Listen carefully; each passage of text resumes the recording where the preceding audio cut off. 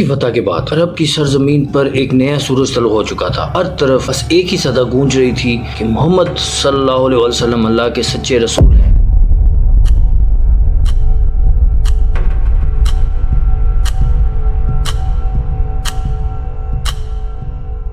لیکن جیسے ہی اسلام عرب کے کونے کونے میں پھیلنے لگا، دنیا کی سب سے بڑی طاقت رومن امپائر دل ملا اٹھی۔ اب وہ وقت قریب تھا جب صحرائے عرب کے سپاہی دنیا کی سب سے بڑی سپر پاور کو لڑکانے جا رہے تھے۔ ایک ایسی جنگ جو نہ صرف عرب بلکہ دنیا کے سیاسی نقشے کو بھی بدل دینے والی تھی۔ مکہ کو بہت سی مشکلوں کے بعد فتح کیا گیا تھا، تو اب پورے عرب کو یہ بات معلوم ہو چکی تھی کہ حضرت محمد صلی اللہ علیہ وسلم ہی اللہ تعالیٰ کے سچے رسول ہیں۔ اس کے بعد پورے عرب میں بہت تیزی سے لوگ اسلام کی طرف آنے لگے اور اسلامی سلطنت عرب بھر میں پھیلنے لگی۔ اب مسلمانوں کے لیے عرب میں کوئی بھی خطرہ باقی نہیں تھا، لیکن عرب کے باہر دنیا کی سب سے بڑی سپر پاور رومن امپائر عربوں کو متحد ہوتا دیکھ رہی تھی، اور وہ اس چیز سے بالکل بھی خوش نہیں تھی۔ اسی وجہ سے دنیا بھر میں یہ خبریں پھیلنے لگی کہ بہت جلد رومن امپائر مسلمانوں پر حملہ کرنے والی ہے تاکہ عربوں کو متحد ہونے سے روکا جا سکے۔ کچھ لوگوں نے کہا کہ رومنز 40,000 کا لشکر لے کر آ رہے ہیں، اور کچھ نے کہا کہ وہ 1 لاکھ کی فوج لے کر مسلمانوں کی طرف بڑھ رہے ہیں۔ یہ سن کر مسلمان ہر وقت چوکنے رہنے لگے کہ کسی بھی وقت رومنز حملہ کر سکتے ہیں۔ تو آخرکار نبی کریم صلی اللہ علیہ وسلم نے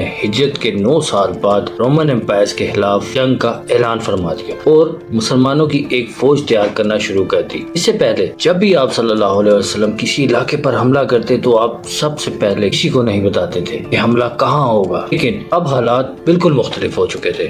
آپ صلی اللہ علیہ وسلم نے پہلے سے ہی پورے عرب کو بتا دیا کہ ہم دنیا کی سب سے بڑی رومن امپائر سے لڑنے جا رہے ہیں، اور ہر مسلمان پر اس جنگ میں شریک ہونا لازمی ہے اور فرض ہے۔ جو مسلمان جنگ میں شریک نہیں ہوگا اسے منافق ڈکلیئر کر دیا جائے گا۔ رومن امپائر سے کچھ ہی عرصہ پہلے فارس کی سلطنت کو شکست دے کر دنیا کی سب سے بڑی سپر پاور بن چکی تھی، جسے چیلنج کرنا ناممکن سمجھا جاتا تھا۔ سب کا یہی خیال تھا کہ عرب جو ابھی بھی متحد ہوئے ہیں وہ رومنز کا مقابلہ نہیں کر سکتے۔ منافقین نے بھی مسلمانوں کو رومن امپائر کی طاقت سے ڈرانا شروع کر دیا۔ نبی کریم صلی اللہ علیہ وسلم کے اس اعلان کے بعد عرب میں 2 گروہ بن گئے، ایک جو اپنا سب کچھ قربان کرنے کے بغیر کسی خوف کے مدینہ کی طرف جنگ میں شامل ہو گئے، اور دوسرا جو اس خطرناک جنگ سے بچنے کے لیے ہیلے بہانے کرنے لگے۔ آہستہ آہستہ پورے عرب سے لوگ اس میں شامل ہونے لگے، اور آخر کار مسلمانوں کی تعداد 30,000 تک پہنچ گئی۔ لیکن اتنی بڑی فوج کو سنبھالنا بھی ایک بہت مشکل ٹاسک تھا۔ یہ جنگ سال کے سب سے گرم وقت میں ہونی تھی، اور وہ بھی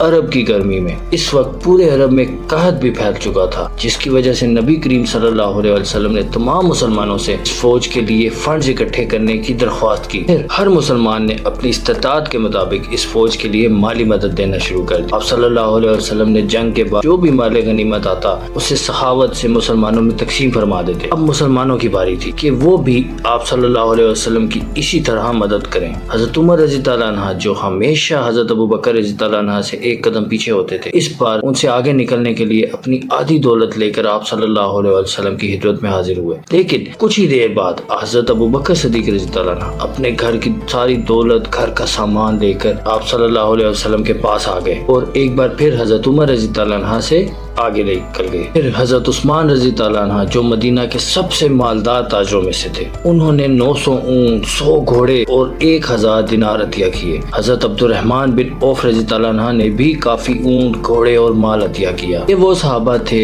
جن کے پاس کاروبار اور دولت تھی، لیکن یہاں وہ صحابہ بھی تھے جن کے پاس کچھ بھی نہیں تھا۔ انہوں نے بھی اس لشکر کے لیے عطیات دیے۔ ان میں سے ایک صحابہ نے ساری رات ایک کافر کے باغ میں مزدوری کر کے کچھ چند کھجوریں کمائی، اور وہ بھی اس فوج کو عطیہ کر دیں۔ اتنے احتیاط کے بعد بھی 30,000 کی اس فوج کو سنبھالنا بہت مشکل تھا۔ جب یہ لشکر مدینہ سے روانہ ہوا تو ہر 18 صحابہ کے لیے ایک اونٹ تھا۔ تبوک مدینہ سے تقریباً 700 کلومیٹر کے فاصلے پر ہے، اور وہاں پہنچنے کے لیے کم از کم 15 دن کا سفر درکار تھا۔ لہٰذا 18 صحابہ ایک ہی اونٹ پر باری باری سوار ہوتے۔ بہت ہی مشکل کام تھا، لیکن کچھ دن بعد مسلمانوں کے پاس کھانے پینے کا سامان بھی ختم ہو گیا، جس کی وجہ سے انہیں اپنے اونٹوں کو بھی ذبح کرنا پڑا۔ اتنے سخت حالات میں بھی سب کو معلوم تھا کہ اگر وہ اس جنگ سے پیچھے ہٹ گئے تو منافق ڈکلیئر ہو جائیں گے، اس لیے سب مسلمان ان مشکلات کے باوجود آگے بڑھتے رہے۔ لیکن ایک صحابی حضرت ابو ذر غفاری رضی اللہ عنہ اپنے اونٹ کی وجہ سے لشکر سے پیچھے رہ گئے، تو انہوں نے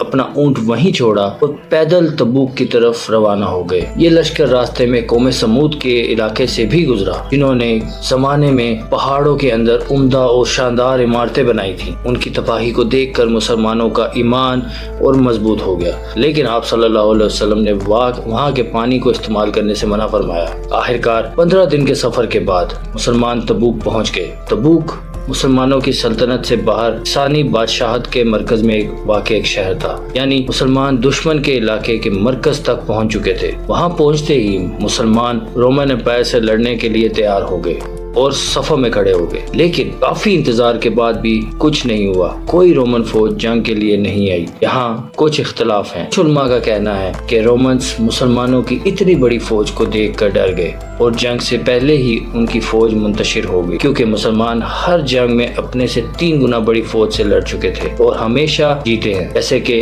بدر میں مسلمان 300 اور دشمن 1000 تھے، اسی طرح احد میں 1000 مسلمان اور دشمن 30,000، اسی طرح خیبر میں 3000 مسلمان اور 10,000 کا لشکر۔ کچھ علماء یہ بھی کہتے ہیں کہ رومنز نے کبھی مسلمانوں پر حملہ کیا ہی نہیں تھا، یہ صرف افواہیں تھیں۔ لیکن جو بھی تھا، اس واقعے کے بعد پورے عرب میں یہ بات پھیل گئی کہ مسلمان رومن امپائر کے بارڈر تک پہنچ چکے تھے اور انہیں جنگ کی دعوت دی۔ لیکن رومنز جو دنیا کی سب سے بڑی سپر پاور تھی، مسلمانوں سے ڈر کر پیچھے ہٹ گئے۔ اب تک دنیا مسلمانوں کو ایک چھوٹی سی طاقت سمجھتی تھی، لیکن اس واقعے کے بعد دنیا نے مسلمانوں کو ایک گلوبل پاور کے طور پر دیکھنا شروع کر دیا۔ تبوک کے آس پاس جتنے چھوٹے چھوٹے بادشاہتیں تھیں، پہلے رومن امپائر کے ماتحت ہوا کرتی تھی، انہوں نے مسلمانوں کی طاقت دیکھ کر رومنز کو چھوڑ دیا اور نبی کریم صلی اللہ علیہ وسلم کے سامنے سر جھکا دیا اور جزیہ دینے کا وعدہ کیا۔ جو ریاستیں پہلے رومنز کی غلام تھی، وہ اب مسلمانوں کی وسیع ریاستیں بن گئی۔ اب پہلی بار مسلمانوں کی سلطنت کے بارڈر دنیا کی 2 بڑی سپر پاورز رومنز اور فارسی سلطنت سے ٹکرا گئے۔ دنیا نے مسلمانوں کو ایک سپر پاور کے طور پر تسلیم کرنا شروع کر دیا۔ ان چھوٹے بادشاہوں کے سرنڈر کرنے کی وجہ سے مسلمانوں کو بہت سے گھوڑے، اونٹ اور سونا ملا، اور آخرکار 20 دن تبوک میں قیام کرنے کے بعد نبی کریم صلی اللہ علیہ وسلم اور یہ 30,000 کا لشکر واپس مدینہ پہنچا۔ ان کا شاندار استقبال کیا گیا، کیونکہ جو فائدہ مسلمانوں کو رومن سے جنگ کے بعد ملنا تھا وہ بغیر جنگ کے حاصل ہو گیا۔ تو مسلمانوں کے درمیان جو غدار منافقین تھے وہ سب کے سامنے بے نقاب ہو گئے۔ مدینہ واپس پہنچنے کے بعد باقی تمام عرب کے قبائل نے بھی اسلام قبول کرنا شروع کر دیا اور اسلامی سلطنت میں شامل ہو گئے۔ پورا عرب بت پرستی چھوڑ کر ایک اللہ تعالیٰ کی طرف متوجہ ہو گئے، اور اس کے ساتھ ہی نبی کریم صلی اللہ علیہ وسلم دنیا میں مشن مکمل ہو گیا، کیونکہ تبوک کی یہ جنگ نبی کریم صلی اللہ علیہ وسلم کی آخری جنگ تھی، اور اس کے کچھ ہی سال بعد آپ صلی اللہ علیہ وسلم نے دنیا سے پردہ فرما لیا۔